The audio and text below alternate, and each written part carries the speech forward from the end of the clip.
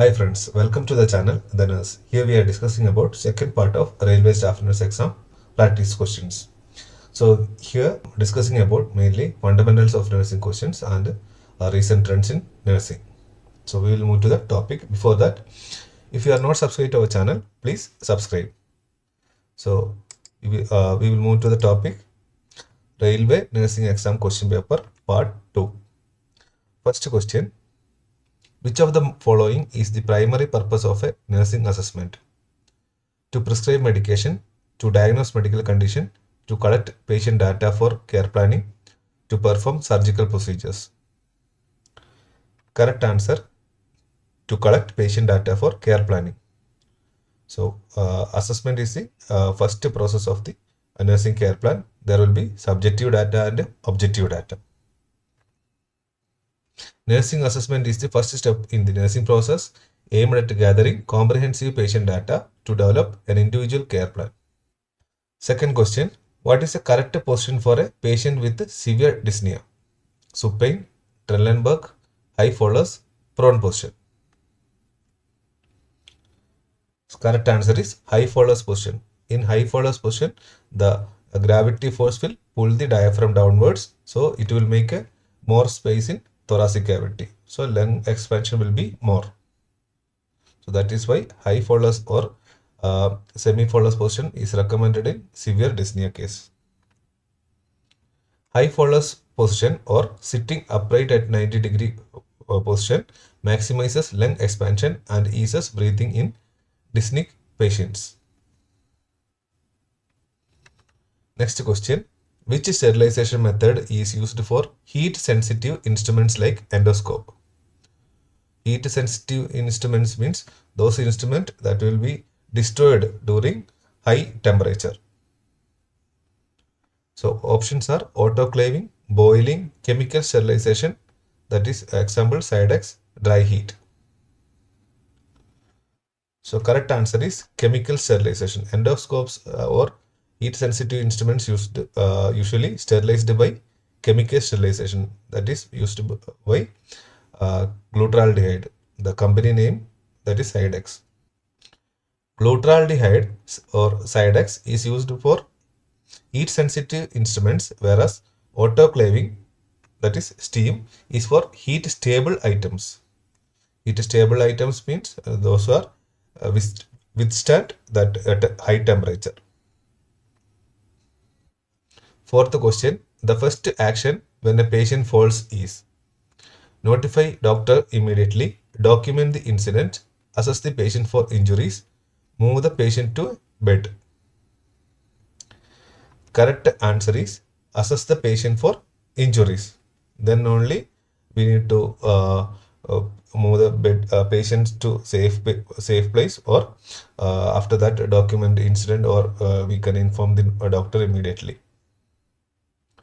Because if after fall there is a chance for spinal cord injuries, so before moving we need to confirm what are the injuries, then only we need to take an intervention. The nurse's priority is to assess for injuries first, example fractures, head trauma, etc., before moving or documenting. Fifth question, which syringe size is most appropriate for insulin administration? 2 milliliter, 5 milliliter, 10 ml, 1 ml, U40 syringe. Correct answer is 1 ml or unit 40 syringe or insulin syringe. Insulin syringe 40 units, that is equal to 1 ml. So it will be divided in each part, that is 40 part will be there. So that is insulin syringe that is used to administer insulin. Sixth question, normal saline 0.9% sodium chloride is classified as which type of IV solution? Hypotonic, hypertonic, isotonic, colloid. Correct answer is isotonic solution. Normal saline is a isotonic, that is same osmolarity as blood, making it ideal for fluid replacement without causing cell shrinkage or swelling. So if you are using hypotonic or hypertonic, it may cause cell shrinkage or swelling. So if you are administering normal saline, it will not cause any changes in blood because the same osmolality. Seventh question, the most effective way to prevent hospital acquired infection or HAI. Wearing gloves at all times, proper hand hygiene, using antibiotic prophylactically, isolating all patients. Correct answer is proper hand hygiene. Proper hand hygiene is the best method to prevent hospital acquired infections. WHO and CDC emphasize hand washing as the single most effective measure to prevent hospital acquired infections. Eighth question, a patient with a nasogastric tube should be positioned in supine, semi-Fowler's, Trendelenburg position, prone position. Correct answer is semi-Fowler's position. Semi-Fowler's position, that is 30 to 45 degree head elevation, prevents aspiration and facilitate NG tube insertion or drainage. In question, there is a small mistake because a patient for a nasogastric tube insertion should be positioned in. So for inserting nasogastric tube, we can use semi-Fowler's position. The best method to assess fluid balance in a patient is daily weight measurement, blood pressure monitoring, skin turgor check, intake and output chart.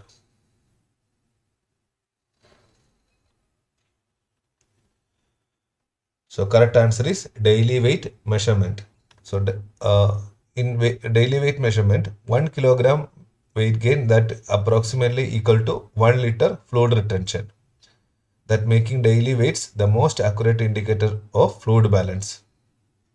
So we can approximately calculate if there is a weight gain of 1 kilogram, there is a fluid retention of 1 liter.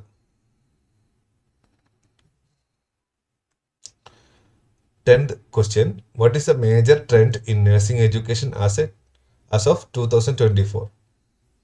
Phasing out of simulation labs, increased use of virtual reality for clinical training, reducing emphasis on evidence-based practice, eliminating NCLEX style testing. So correct answer is increased use of virtual reality for clinical training. And option A, that is phasing out of simulation lab, actually increasing the simulation labs. So option B is correct answer here, virtual reality in clinical settings. Nursing programs are increasingly adopting virtual reality simulations to enhance clinical training, allowing students to practice complex procedures in a risk-free, immersive environment. So before exposure with the real patients, the student nurses can practice at VR simulation rooms. 11th question, which recent advancement in nursing informatics is gaining prominence? Paper-based charting making a comeback, artificial intelligence for predictive analytics in patient care, discontinuing electronic health records, reducing cybersecurity measures. Correct answer is option B, artificial intelligence for predictive analytics in patient care. So AI-driven predictive analytics helps nurses identify at-risk patient, optimize workflows, and improve clinical decision making, making it a major trend in nursing informatics. So artificial intelligence or AI, it is used everywhere nowadays. So same thing we are used to apply in nursing field also. So it will helps the nurses identifying at-risk patients, optimize workflows, and improve clinical decision making. 12th question, which of the following is a recent innovation in wound care management? Use of honey as the sole treatment for all wounds, smart dressing with sensors to monitor healing, discontinuing sterile techniques, avoiding antibiotic use in all wound cases. Correct answer is smart dressing with sensors to monitor healing. So the sensors attached with the dressing will monitor the healing process.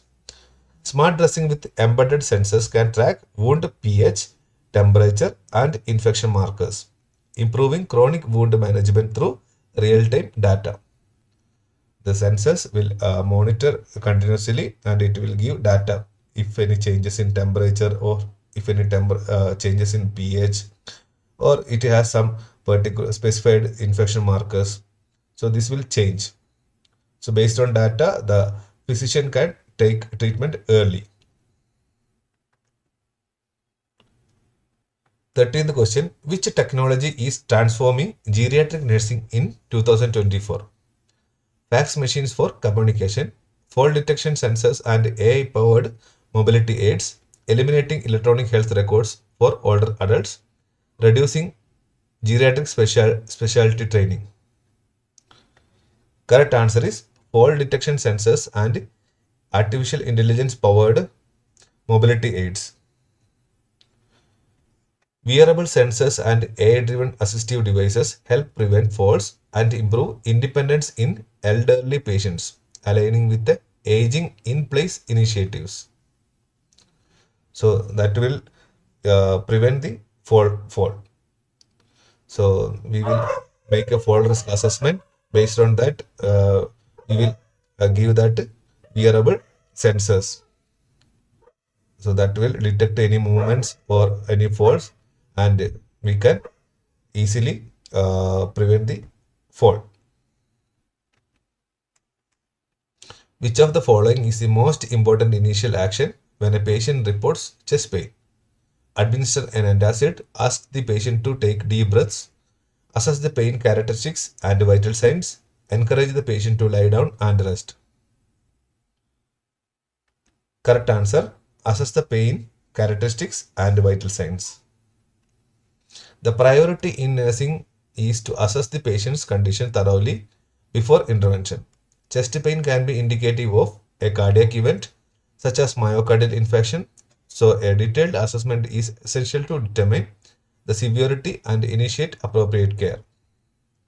Sometimes there is a chance of gastritis also misinterpreted as a chest pain. So assessment is important there also. We need to specify which type of pain or we need to give early treatment. Which of the following signs and symptoms is most concerning in a patient with hyperkalemia? Muscle cramps, constipation, irregular heart rhythm, increased urinary output.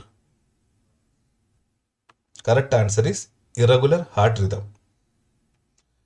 Hyperkalemia or high potassium levels can lead to life-threatening cardiac dysarrhythmias. So, can you comment what is the level of potassium in hyperkalemia?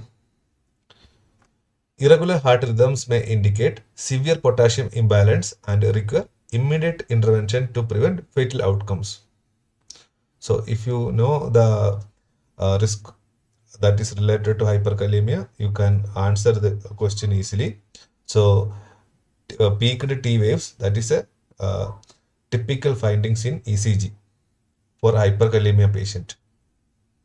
So, we need to find out the irregular heart rhythms early, then need to take adequate measures. 16th question. A nurse is educating a patient about insulin administration. Which of the following statement indicates the patient understand the instructions? I will shake the insulin vial to mix it before using. I will inject insulin directly into my muscles for faster absorption. I will rotate injection sites to prevent tissue damage. I will use the same site repeatedly to ensure proper absorption. So here option C is the correct answer. I will rotate injection sites to prevent tissue damage. That statement means the patient understand the insulin administration. Rotating insulin injection sites prevents lipodystrophy and scarring. which can affect insulin absorption. Insulin should be injected subcutaneously, not into a muscle. That was given in one option. And should not be shaken if it is a suspension. Instead, it should be gently rolled. So the insulin should not be shaken. That can be gently rolled. So, so that is about today's video. 16 questions we have discussed here. All are from fundamentals of nursing. So that is why it is looks like easier for you. And the railway questions, they may ask more questions from fundamentals of nursing, and don't be confused that time. And also nursing trends also, it is important for railway exams. So if you have any doubt, means you can ask in comment section. um, I will try to solve your doubts. So please like and share with your friends. Thank you.